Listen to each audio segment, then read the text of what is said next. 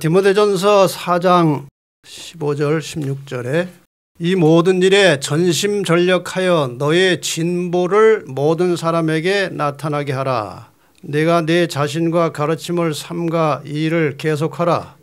이것을 행함으로 내 자신과 내게 듣는 자를 구원하리라.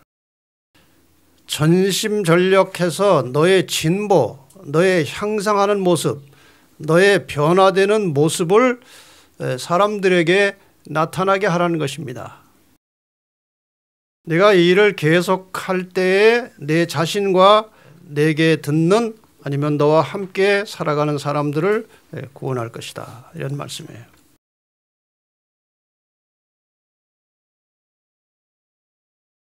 갑자기 좋은 자동차가 한 대 나왔습니다. 예수님은 주로 야외에서 수업을 많이 하셨습니다. 설교도 주로 야외에서 하셨고 실내에서 한 것은 거의 없어요.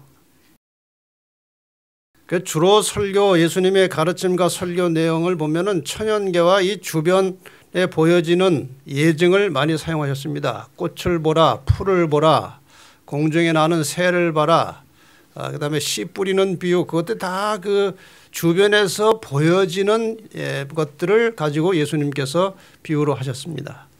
또 해변가에서 가르칠 때는 고기 잡는 어부의 이야기를 하시면서 하늘의 심오한 이치를 잘 설명해 주셨습니다. 현 시대는 주로 이 실내에서 설교를 하기 때문에 그런 것들이 잘 보이질 않습니다. 그래서 저는 오늘 이 자동차를 하나 가지고 한번 비유를 해서 우리의 영적인 교훈을 찾아보려고 합니다. 이 움직이고 있는 자동차의 원리를 여러분이 잘 생각해 보시기 바랍니다. 뭐 자동차가 가는 원리가 아니고 어떻게 어디를 향해서 무엇을 위해서 가고 있는지, 자동차가 움직일 때 뭐가 기본적으로 필요한지, 첫째는 목적지가 있어야 합니다. 어딘가 목적지를 정해두고 자동차가 가지요. 그 다음에 이 자동차의 상태가, 이 자동차를 운전하고 목적지까지 도달할 수 있을 정도로 상태가 괜찮아야 합니다. 제가 한번 서울중앙교회 있을 때에 우리 묵동에 사택이 있었는데, 거기서 이제 차를 가지고 교회로 이제 가는 도중에 묵동 삼거리 한가운데서 차가 섰어요. 아무리 해도 안 가는 겁니다. 차 상태가 그렇게 좋지 않았던 것 같아요. 어쨌든 자동차 상태가 좋아야 됩니다. 목적지에 가려면. 그 다음에 연료가 충분히 들어 있어야 됩니다. 자동차 안에는 항상 연료가 있어야 되고, 그 다음에 이러한 상태에서 이제 운전자가 계속해서 신경을 쓰고 관심을 가지고 노력을 해야 이제 차가 가는 거죠. 앞으로 뭐 무인 자동차도 나온다고 하지만 어쨌든 운전자가 노력을 해야 이제 차가 가는 것입니다. 그래서 이러한 자동차가 가는 원리로 보는 인생에 대해서 한번 생각을 해보십시다. 우선 인생의 목적지가 있어야 됩니다. 어디로 가는가, 목적지가 어디인가 하는 거예요. 지금 이 원리는 제가 한두 번 설명드렸던 것인데, 한 사람이 태어나서 결국은 어디를 갑니까? 무덤으로 갑니다. 예외 없이 무덤으로 갑니다. 이 아이가 태어나서 결국은 무덤으로 갑니다. 저 아이가 누군지 아십니까?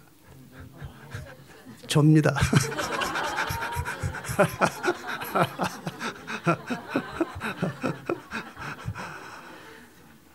저도 이제 무덤으로 가는 중에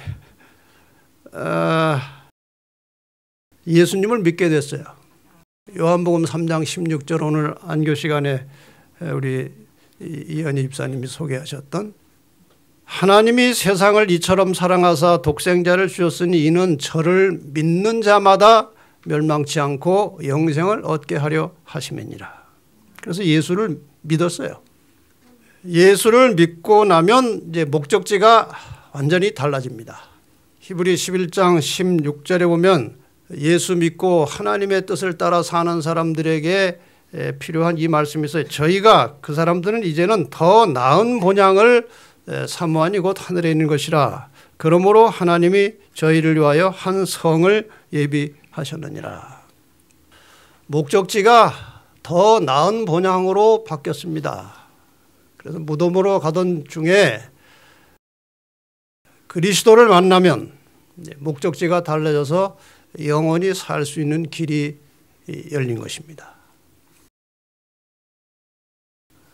그런데 이 목적지를 향해서 바르게 가고 있다는 증거가 무엇이냐 이거예요. 목적지는 분명히 더 나은 본향, 하나님이 계신 곳인데 내가 지금 그리로 가고 있다는 증거가 무엇이냐.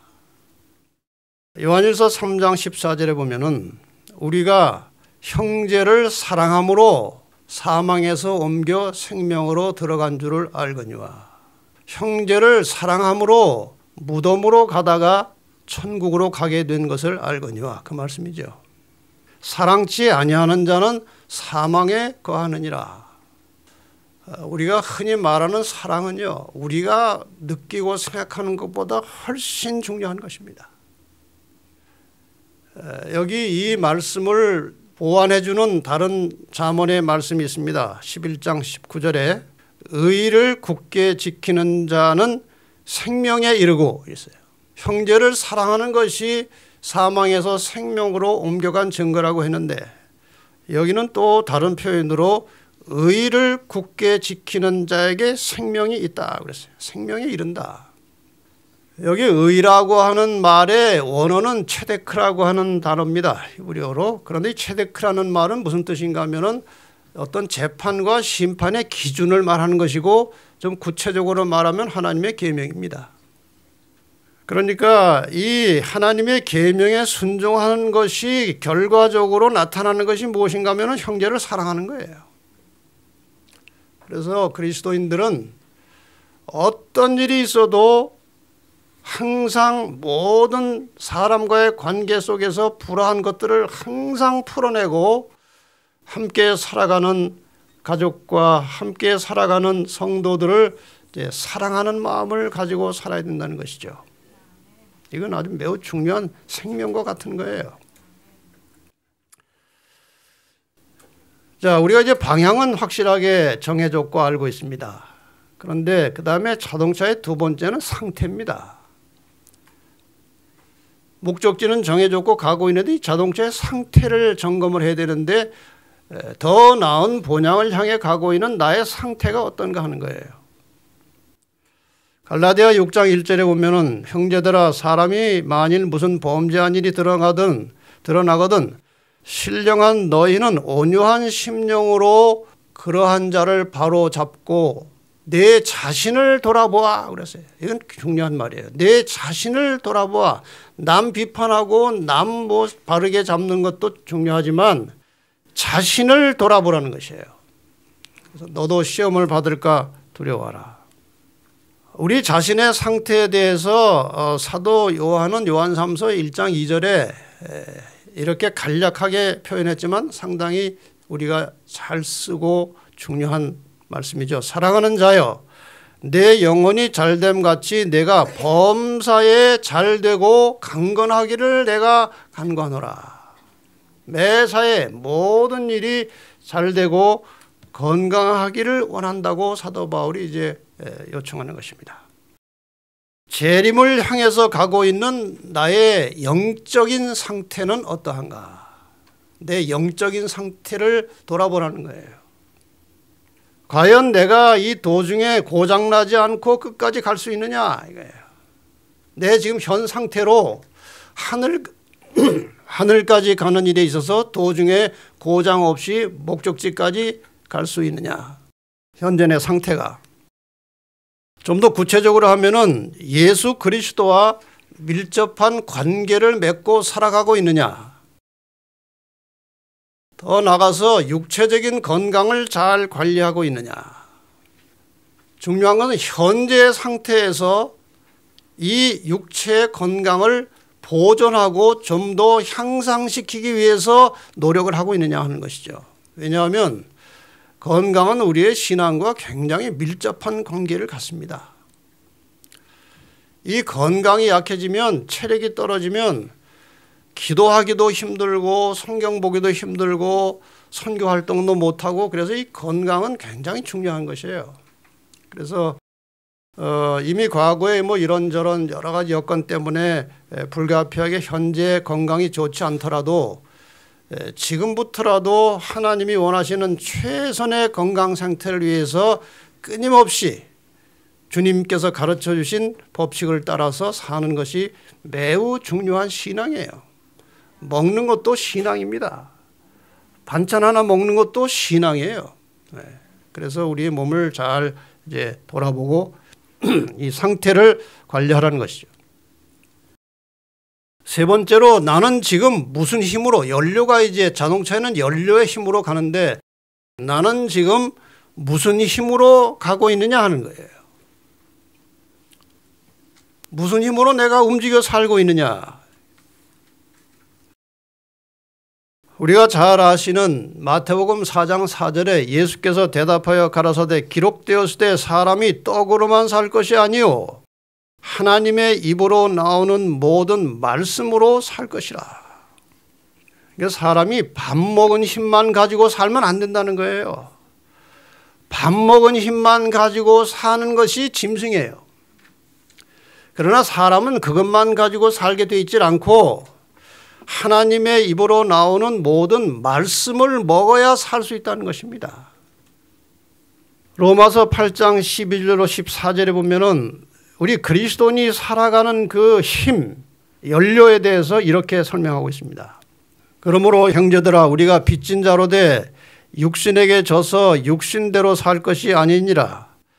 너희가 육신대로 살면 반드시 죽을 것이로되 영으로서 몸의 행실을 죽이면 살리니 무릇 하나님의 영으로 인도함을 받는 그들은 곧 하나님의 아들이라 하나님의 자녀라. 여기 영이라고 하는 말이 나오고 육신이라는 것이 나옵니다.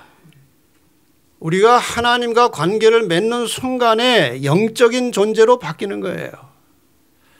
영적인 존재가 된 다음부터는 밥 먹은 힘만 가지고 버틸 수가 없는 것이고 성령의 능력과 역사가 결합이 돼야 살 수 있는 것입니다. 많은 사람들이 이 사실을 자주 잊어버려요. 성령의 역사 없이 자기의 의지와 자기의 결심을 가지고 살려고 하는 시도를 계속하다가 계속 넘어지는 것입니다. 스가랴 4장 6절에는 이 문제에 대해서 아주 명확한 결론을 우리에게 말씀하고 있습니다. 여호와께서 말씀하시되 이는 힘으로 되지 아니하고 능으로 되지 아니하고 오직 나의 신으로 성령의 역사를 통해서만 그리스도인의 삶을 성공할 수 있다는 것입니다.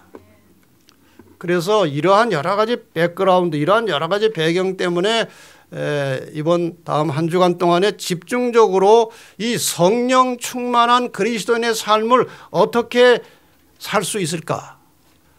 그리고 그렇게 살고자 하는 강력한 의지를 하나님께서 일으켜 주시고 또 그 의지를 따라서 어떻게 할 때에 이 성령 충만한 삶을 살 수 있는지 그것들을 우리가 성경 말씀을 통해서 한 주일 동안 집중적으로 이제 공부하려고 하는 것입니다. 그 다음에 네 번째로 운전을 해야 됩니다. 운전. 자동차만 가지고 안 되고 자동차가 목적지가 있고 상태가 괜찮고 연료가 충분히 되어 있으면 이제 그 차를 가지고 운전을 하는 것입니다. 어떻게 운전하고 있느냐 하는 거예요. 설정된 목적지를 향해서 순조롭게 가고 있느냐 아니면 목적지는 분명한데 혹시 다른 방향으로 가고 있지는 않은가 가다가 다른 길로 빠지지 않았느냐 하는 거예요. 제가 오래전에 미국에서 집회를 하던 중에 한 교회를 방문하게 됐는데 그 당시 김명호 목사님이 목회하시던 베일리 교회를 제가 이제 금요일 저녁 설교를 초청받아서 이제 가게 되었습니다. 근데 미국에 살고 미국 지리를 잘 아는 친구가 저를 데려다 주겠다고 그래서 같이 차를 타고 이제 가는데 한참 뭐 오랜만에 만난 동창이니까 이런저런 이제 얘기를 하면서 갔는데 가도 안 나오는 거예요, 교회가. 이 친구 이상하다. 이거 도착할 때가 지났는데 이게 웬일인가 하고 봤더니 그 빠져나가는 길을 지나쳐 가버린 거예요. 그렇게 하면 길을 잘못 들어가니까요. 미국에서는 그 도로가 굉장히 발달이 되어 있고 멀리까지 이렇게 가서 이렇게 돌아오는데 얼마나 시간이 오래 걸리는지 몰라요. 그래가지고 차를 돌려서 다시 목적지까지 왔는데 제가 저를 기다리다가 안 오니까 김명호 목사님이 여기 와서 설교를 하고 계시더라고요. 그래서 제가 이제 늦게 들어갔더니 이렇게 오라고 그래. 나오라고 그러더니 자기가 이제 내려가고 저를 보고 설교를 하라고 그래서 그런 일이 있었어요. 여러분, 우리가 이 목적지가 분명히 있지만 한눈 팔고 제대로 확인을 하지 않으면요 아주 쉽게 단방향으로 가는 것입니다. 빌립보 3장 13절과 14절에 사도 바울이 이 문제를 아주 명확하게 표현하고 있습니다. 형제들아, 나는 아직 내가 잡은 줄로 여기지 아니하고 오직 한 일, 즉 뒤에 있는 것은 잊어버리고 앞에 있는 것을 잡으려고 무엇을 향하여? 표대를 향하여. 이게 목적지예요. 표대를 향하여 그리스도 예수 안에서 하나님이 위해서 부르신 부름의 상을 위하여 쫓아가노라. 한눈 팔지 않았어요. 여러분, 사도 바울에 쓴 그 편지서들 보시면요 다른 일을 하지 않아요. 이분은 그냥 복음 전하는 일과 그 과정에서 자기하고 싸워서 자기를 말씀에 복종시키고 사람들을 감동시키고 그거 외에는 다른 일을 하지 않아요. 사실 사도 바울이 굉장히 젠틀한 사람이에요. 그래서 어디 가서 신세 안 지려고요. 어디 가서 장기간 머무르게 되면은 자기가 돈을 벌었습니다. 그 사람이 이제 어릴 때 그 유대인의 교육의 하나의 규칙에 따라서 아주 곤경에 치였을 때 밥을 벌어먹고 살 수 있는 기술을 하나 배워놓은 게 천막을 만드는 거예요. 그래서 어디 가서 장기간 체류할 때는 자기가 천막을 만들어서 돈을 벌어가지고 어떤 기록에 보면은 그 번 돈을 가지고 같이 동행하는 사람들을 도와줬다고 그래요. 그렇게 일해가지고 복음을 전했는데 이 편지서에 보면은 그런 일한 이야기는 나오질 않아요. 전심을 다해서 복음 전하는 일과 자기와 투쟁하면서 주님을 닮아가는 일에 전심전력을 다한 것입니다. 표대를 향하여 쫓아갔다 그랬어요. 우리가 이 목적지를 정하는 건 못지않게 중요한 것은 가는 도중에 한눈 팔지 말고 이정표를 살피면서 운전에 집중하는 거예요. 그런데 우리 그리스도인이 사는 동안에 한눈을 너무 많이 팔고 산다는 것이죠.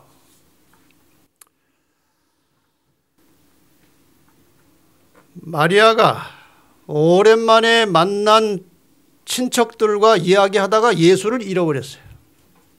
찾는데 하루길 이렇게 저렇게 가다가 예수를 잃어버렸는데 그 찾는데 3일 걸렸어요. 우리의 생활 속에서 그리스도를 잠깐 잊어버리면요, 그 다시 회복하는데 오래 걸립니다. 우리가 신실하게 신앙하고 영성을 개발하고 영적으로 살다가 한 2, 3일 뭐 이상한 음악 듣고 어디 뭐 놀러 갔다고 하면요, 그게 깨져가지고 다시 그 상태로 회복되는 데는 시간이 오래 걸려요. 이것이 연약한 인간의 현실이에요. 자, 다시 한번 아까 그 인생의 목적지에 대해서 생각을 해보십시다. 더 나은 방향으로 방향은 잘 잡았는데 이렇게 될 수도 있다는 사실을 절대로 잊어버리면 안 돼요. 가다가 다시 무덤으로 가는 길로 들어가는 것입니다. 그러니까 더 나은 본향으로 목적지를 향해서 가고 있다고 안심하면 안 된다는 것이죠. 여러분, 사탄의 직업이 뭔지 아십니까? 사탄의 직업을 명시한 계시록에 보면은 미혹하는 마귀라고 그래서 미혹하는 마귀. 이 미혹이라는 말은 올바른 길을 알고 있으면서도 길을 잘못 가르쳐 주는 것이 미혹이에요. 사탄이 인간이 어떻게 하면 구원받을지를 다 압니다. 무엇이 구원의 길이고 도리인지 사탄이 다 알죠. 알면서도 사람들을 미혹해서 멸망시키는 것이 사탄의 직업이에요. 아주 노련한 전문가입니다. 그래서 우리 각자가 가지고 있는 약점과 허물을 다 알아요, 사탄이. 그래서 그 약점을 이용해서 다시 무덤으로 가도록 우리를 미혹하는 것이 사탄의 직업이에요. 그리고 이것이 사탄의 전략이라는 것입니다. 이렇게 해서 넘어간 것에 대해서 성경은 이렇게 표현하고 있습니다. 베드로서 2장 22절에 참 속담에 이르기를 개가 그 터였던 것에 돌아가고 돼지가 씻었다가 더러운 구덩이에 도로 누웠다는 말이 저희에게 응하였도다. 이 저희가 누굽니까? 더 나은 본향으로 가는 길을 발견하고 그리로 가다가 자기도 모르는 사이에 무덤으로 가는 길로 다시 들어선 것을 가리켜서 개가 터였던 것에 돌아갔다고, 돼지가 씻었다가 다시 더러운 구덩이에 누웠다는 말로 표현한 것입니다. 그러니까 지금 오늘날 많은 기독교 사회에서 한번 구원을 받으면 웬만하면은 끝까지 하나님께서 구원해 주시지 중간에 뭐 구원이 취소되는 일은 거의 없다고 가르칩니다. 이건 아주 무서운 오류예요. 이 사탄이 집어넣은 사상입니다. 베드로서 2장 21절에도 바로 전절에 먼저 이 말씀이 있어요. 의의 도를 안 후에 받은 거룩한 명령을 저버리는 것보다, 그러니까 예수 믿고 구원 받은 다음에도 버릴 수 있다는 것입니다. 포기할 수 있다는 것이에요. 차라리 그럴 바에는 아예 모르는 것이 낫다는 것입니다. 모르면 새로 배울 수가 있어요. 근데 이 구원의 도를 안 다음에 버리면 돌아오기가 보통 어려운 것이 아닙니다. 자, 그러면은 이 사탄이 우리를 미혹하기 위해서 주로 하는 일이 무엇인지를 지금 구체적으로 우리의 삶 속에서 점검해 보려고 하는 것입니다. 사탄이 대총회하면서 개회 때 무슨 연설을 했느냐? 물론 아까 말씀드린 대로 사람이 이제 상상해서 이제 써놓은 말이지만 우리의 현실과 밀접한 관련이 있는 내용이기 때문에 우리가 한번 확인할 필요가 있습니다. 저런 그림이 있더라고요. 사탄이 지금 부하들 모아놓고 이제 총회하는 장면인가 봐요. 실제로요, 사탄이 이 부하들에게 여러 가지 지시를 합니다. 전략을 말해주고 지시를 합니다, 실제로. 자, 무슨 연설을 했을까요? 이거 꼭 제가 사탄이 되는 것 같아서 기분이 좀 그렇습니다만 어쨌든 대독하겠습니다. 대독. 예, 함께 일하는 동역자 여러분, 오늘 이 총회를 시작하면서 여러분이 이미 교인이 된 사람들을 위해서 일할 때 반드시 명심해야 할 몇 가지 중요한 사항을 알려줄 테니까 잘 듣고 현장에서 실천하기를 바란다. 교인들이 교회 가고 성경 보는 것을 막을 수는 없다. 그러니까 교회 가는 것은 그냥 두고 그들의 시간을 도적질하여 예수 그리스도와 친밀한 관계를 개발할 시간이 없도록 하라. 그들 인생에 사활이 걸린 예수와의 관계를 제대로 갖지 못하게 마음을 빗나가게 하라. 그때 부하들이 질문합니다. 어떻게 그렇게 할 수 있습니까? 이렇게 대답을 해서 이제 긴 이야기를 시작합니다. 인생의 비본질적인 문제들에 바쁘게 만들고 그들의 마음을 빼앗아가게 하는 수많은 계획들을 짜내면 된다. 그리고 걱정거리를 최대한 제공해라. 인생의 비본질적인 것. 사실 인간이 먹고 살고 뭐 시집가고 장가가고 자녀들 교육하는 것은 한 인간의 근본적인 인생을 깊이 생각해 볼 때 그것은 비본질적인 것들입니다. 본질이 아니에요, 그것이. 구체적인 방법을 가르쳐 주겠다. 그들이 돈을 쓰고 또 쓰고 빌리고 또 빌리도록 유혹하라. 그래서 오늘날 부채 없는 사람은 거의 없습니다. 국가도 부채가 다 있습니다. 미국 같은 나라는 세계 최대 부채 국가입니다. 그래서 제가 도대체 이 미국이라는 나라가 어디다가 돈을 빌려서 부채가 있는가 하고 이제 책을 보니까 세계 경제계를 지배하는 부자들이 있어요. 그 사람들이 뭐 은행도 관리하고 온갖 돈을 그 사람들이 다 쥐고 있어요. 그 사람들에게 빚을 지는 거예요. 놀랍죠? 이렇게 해서 많은 사람들이 혹은 국가까지도 빚을 지고 있다는 거예요. 그들의 헛된 생활 방식을 유지할 돈을 벌기 위해 오랜 시간 동안 일터에 나가서 일하도록 하는 것이 중요하다. 일을 하라는 거예요. 일을 시키라는 거예요. 빌린 돈 이자를 내고 할부금을 내며 살아가는 사회 구조를 만들어서 매일 10시간 내지 12시간씩 매주 6, 7일 동안 일하도록 만들라. 일에 중독을 시키는 거예요. 제가 미국에 이제 가서 이런저런 여러분들과 이야기를 나눠보면요. 거의 버는 돈을 집세와 할부금을 내고 나면은 얼마 없어요. 그 집세를 내고 할부금 내고 생활하려면은 둘이 같이 벌어야 돼요. 혼자 벌어서는 못 사는 겁니다. 구조가 그렇게 돼 있어요. 미국 구조가. 우리나라는 이제 그게 다 편만하게 됐죠. 갚을 돈과 써야 할 돈이 많게 하여 돈 버는 일에 몰두하게 만든 것이다. 그렇게 해서 부모들이 가정에서 자녀들과 함께할 시간을 빼앗아라.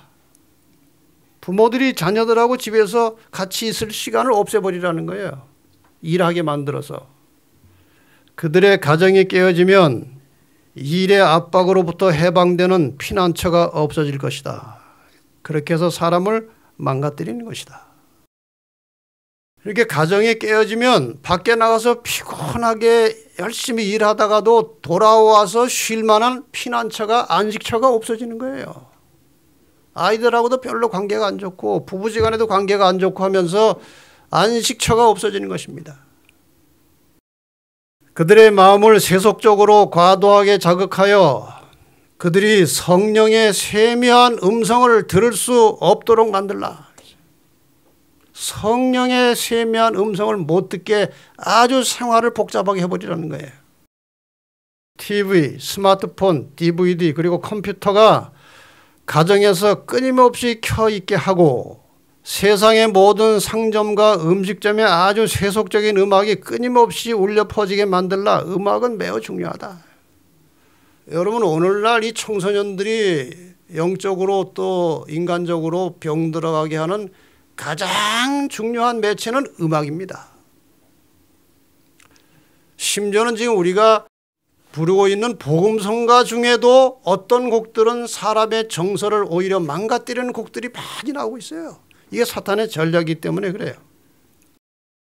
그러면 그들은 마음에 세속 음악이 가득 차서 그리스도와의 관계가 깨어질 것이다. 여러분 이 세상의 것들을 자기가 직접 접촉하지 않더라도 분위기를 보고 느끼고 자꾸 듣고 보고 하다 보면요. 자꾸 영성이 사라지고 성경을 들어도 감동이 오지 않고 뭔가 이상한 것입니다. 이게 다 은연중에 자기가 영향을 받은 거예요. 가끔 이제 택시를 타면요. 어떤 택시 운전사는 정말 혼잡한 음악을 틀고 있어요. 아주 시끄럽고 무슨 가사 내용도 희한한 그런 음악을 틀고 있는데요. 그걸 제가 끄라고 할 수가 없어요. 기사님 제가 그 노래 싫은데요. 좀 꺼주시죠. 이거 못합니다. 그냥 그렇다고 뭐 이러고 있을 수도 없고 듣는 거예요. 이게 다 영향을 미치는 것입니다. 사람들에게. 거실 탁자에 잡지와 신문을 올려놓아라. 하루 24시간 내내 그들의 마음을 뉴스로 두들겨라. 운전하면서 볼 수 있도록 길거리에 광고로 가득 채워라. 아, 이게 지금 무서운 거예요. 길거리에 돌아다니면 광고가 얼마나 많습니까? 안 볼 수가 없는 광고. 이게 다 사람을 병들게 하는 사탄의 전략이에요. 저는 그전에 뉴스는 그런 대로 뭐 볼만하지 않냐 하고 이제 가끔 뉴스를 본 적이 있는데 요즘 제가 나라가 하도 어수선하고 복잡해서 이제 그 뉴스를 그 유튜브에 나오는 그런 뉴스들을 이제 잠깐씩 봤어요. 아, 그런데요, 제가 최근에 이거 보지 말아야 되겠다는 결심을 했어요. 왜냐하면 뭘 하나 듣잖아요. 그 다음에 어떻게 되는지 궁금한 거예요. 그 다음에 또 찾아서 또 들어요. 끝없어요. 끝이 없어요. 그래서 제가 이거 뉴스도 들으면 안 되겠구나. 영성에 손해가 될 것 같아요. 그래서 아주 꼭 필요한 거 외에는 지금 가급적 삼가고 있는데 이제 필요한 것도 뭐가 그렇게 필요합니까? 없어요. 그래서 이 뉴스에 접촉하는 것도 우리의 영성을 병들게 한다는 거예요. 중독이 되더라고요. 중독이. 여가를 즐기되 과도하게 하라. 그리하여 돌아올 때는 기진맥진하여 지치게 하라. 여가 좋아요. 대자연에 나가서 갔다가 오다가 교통체증에 막혀서요. 완전히 파죽음이 돼서 집에 돌아옵니다. 전혀 리프레시 되지 않아요. 새롭게 되지 않아요. 하나님께서 만드신 천연계를 명상할 수 있는 시간을 낼 수 없도록 바쁘게 살게 하라. 바쁘게 살게 하라. 그 대신 오락공원, 스포츠 이벤트, 연극, 연주회 그리고 영화관에 가도록 만들라. 우리 그리스도인들은요, 이 스포츠에 몰두하면 안 돼요. 그거 보는 거. 아, 요즘에 그 스포츠가요, 이 유튜브에 이렇게 드러나는 거 보면 스포츠에 관계된 게 홍수예요, 홍수. 연극, 연주회, 영화관 이런 데 다니다 보면은 영성에 도움이 안 된다는 것입니다. 그리고 중요한 것이 또 하나 있다. 그들이 영적 교제를 위하여 교회에 모일 때는 한담과 시시한 대화에 몰두하게 하라. 근데 제가 이걸 쭉 읽고 준비하면서 보니까요, 진리의 뿔교 성도들에게 해당되는 것은 별로 없어요. 다 우리 대부분의 우리 성도들은 아주 건실하게 건전하게 신앙을 하고 있다는 생각이 저에게 들었어요.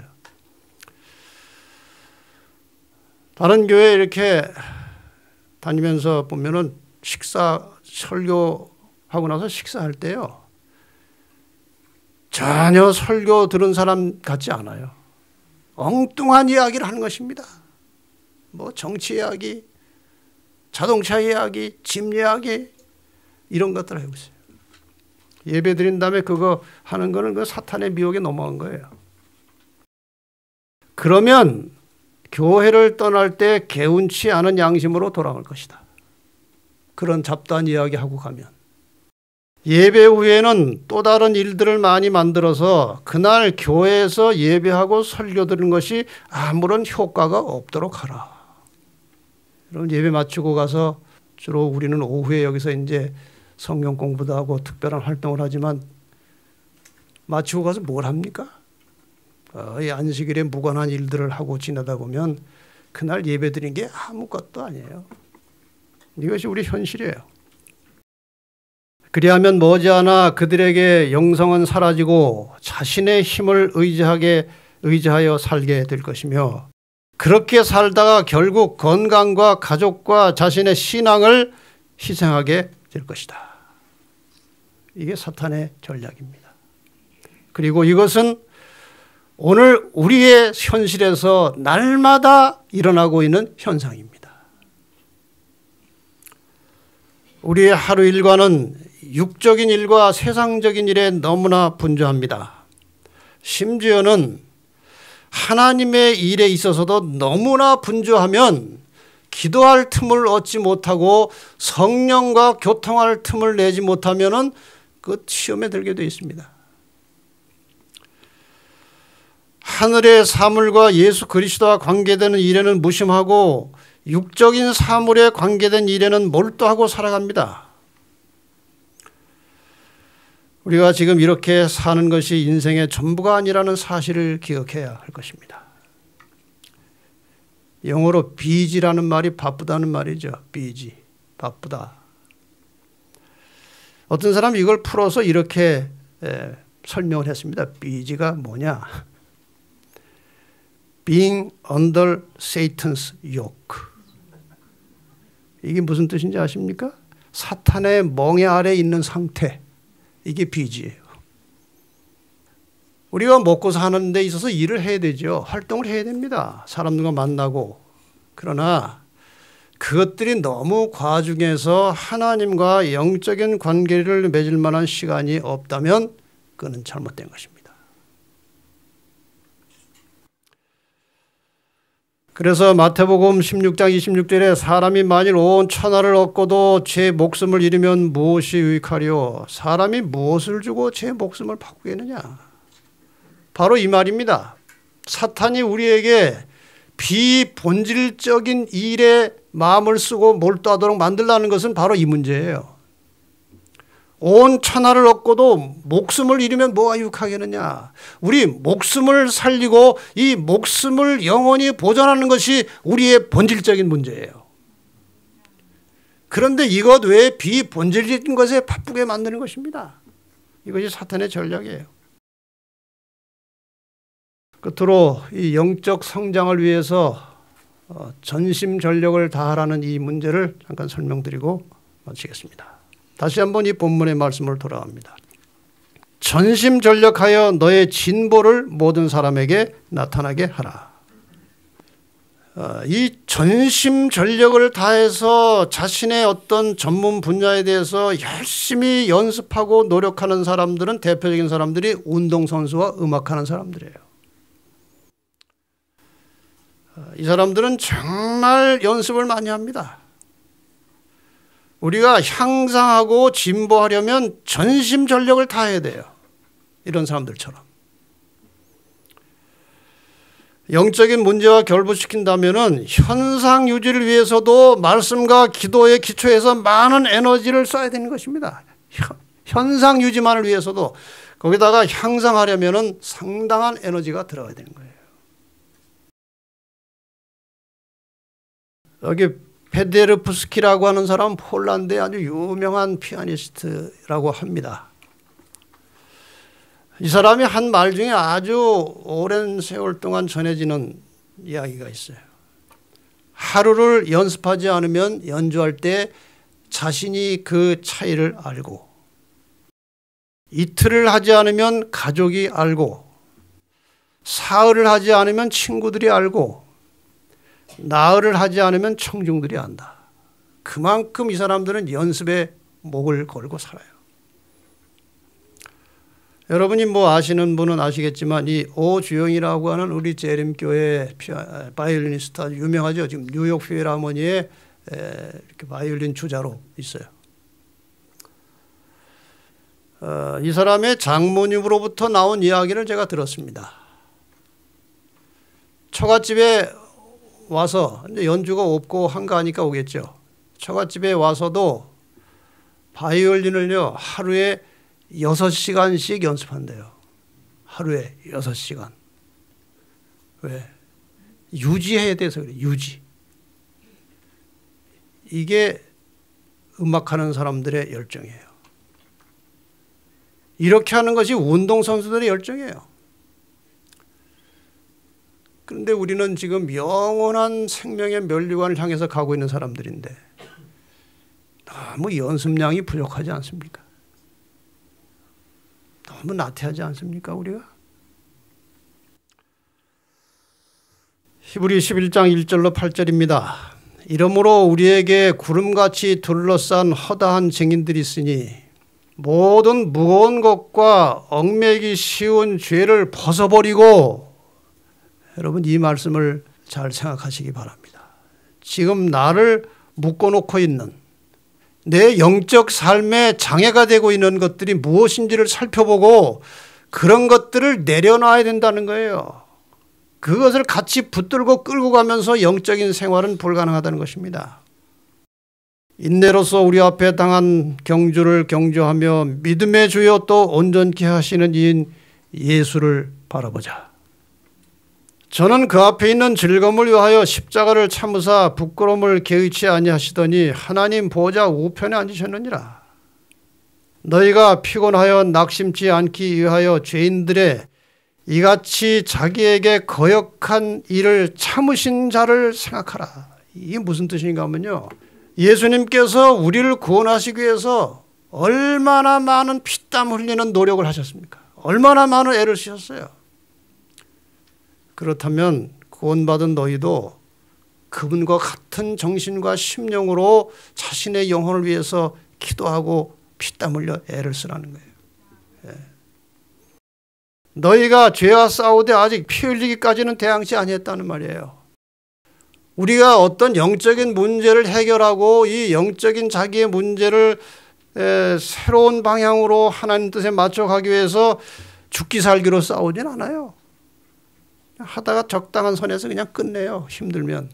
죽기 살기로 하라는 것입니다. 너희가 아직 피 흘리기까지는 싸우지 않았다는 거예요. 또 아들들에게 권하는 같이 너희에게 권면하신 말씀을 잊었도다. 일렀을 내 아들아 주의 징계하심을 경히 여기지 말라. 그에게 꾸지람 받을 때 낙심하지 말라. 여기 하나님께서 징계하셨다, 꾸지람을 하셨다는 말은 우리가 조금 다른 각도에서 해석을 해야 됩니다. 주께서 그 사랑하시는 자를 징계하시고 그의 받으시는 이들마다 채찍질 하심이니라 하였으니 너희 참음은 징계를 받기 위함이라. 하나님께서 우리를 징계하십니까?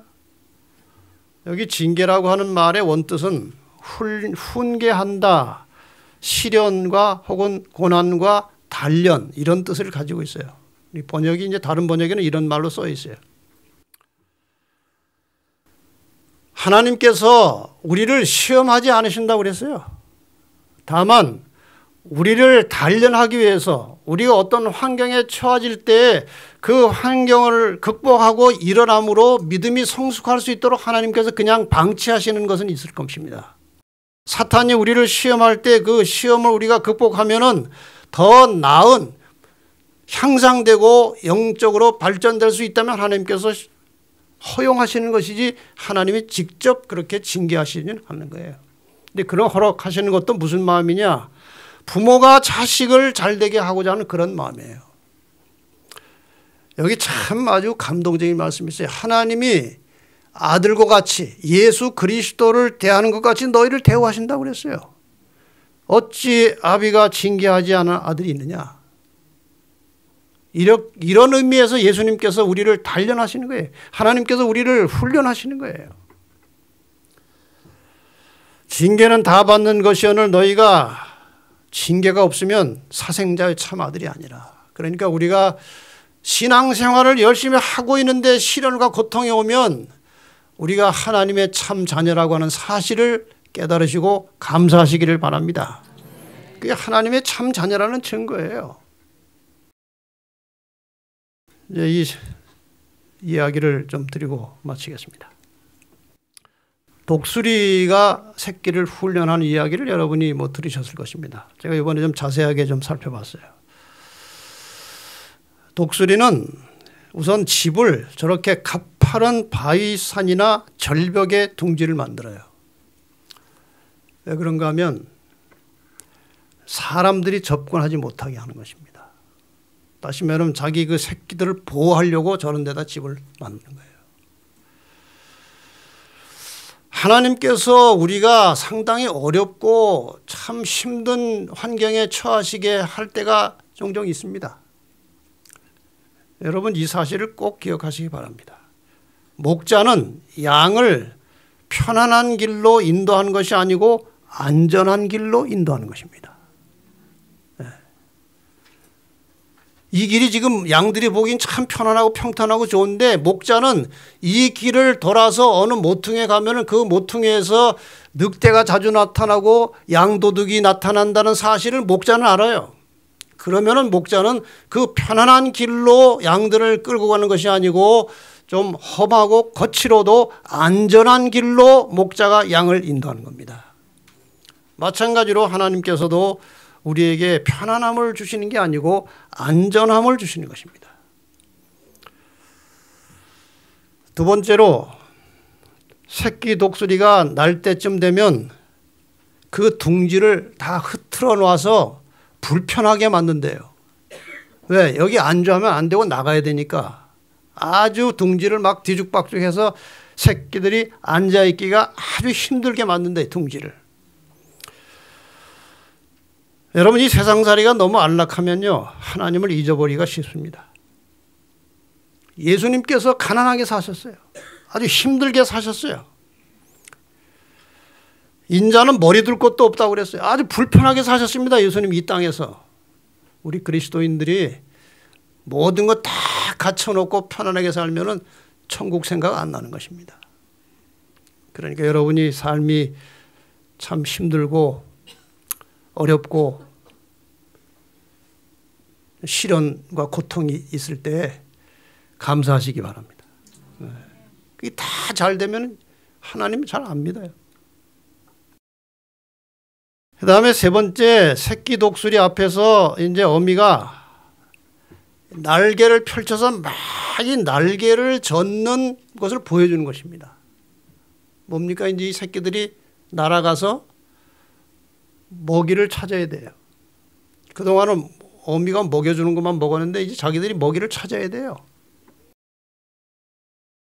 그래서 이제 날개를 펼쳐서 딱 저으면서 이렇게 나는 것이다를 보여주는 거예요. 이렇게 날아야 된다. 막 보여줘요.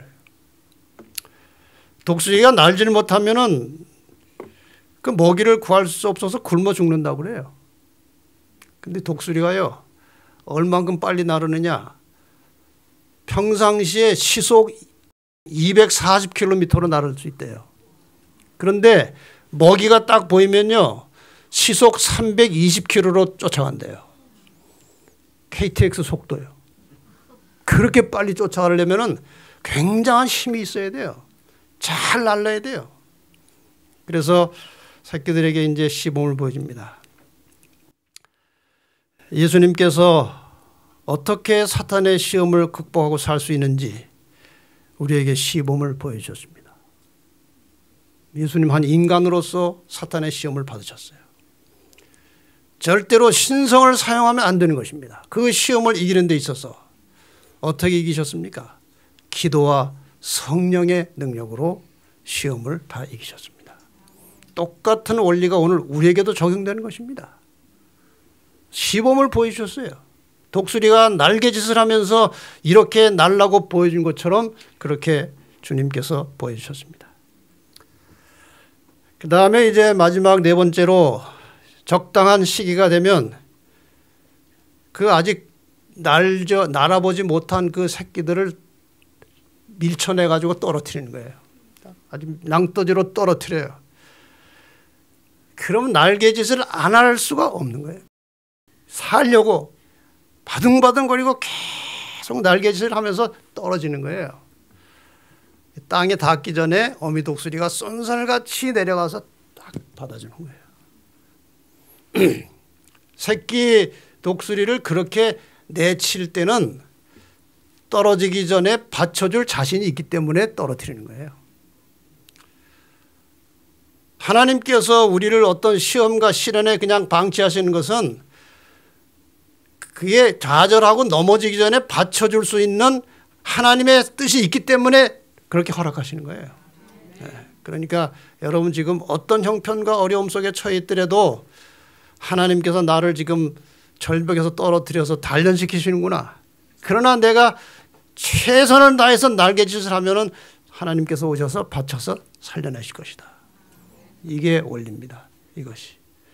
그래서 그러한 시련과 고통을 계속 겪으면서 커지는 거예요. 단련되는 것입니다. 그래서 나중에 이제 어미독수리가 되면은 그런 속도가 나오는 거예요. 그런 힘이 나오는 거예요. 그래서 사탄을 넉넉히 이길 수 있게 된다는 것이죠. 끝으로 이 말씀을 읽겠습니다. 베드로전서 4장 12절 13절 사랑하는 자들아 너희를 시련하려고 오는 불시험을 이상한 일을 당하는 것 같이 이상히 여기지 말고 오직 너희가 그리스도의 고난에 참여하는 것으로 즐거워하라. 이는 그의 영광을 나타내실 때 너희로 즐거워하고 기뻐하게 하려 함이라. 말씀 마치겠습니다.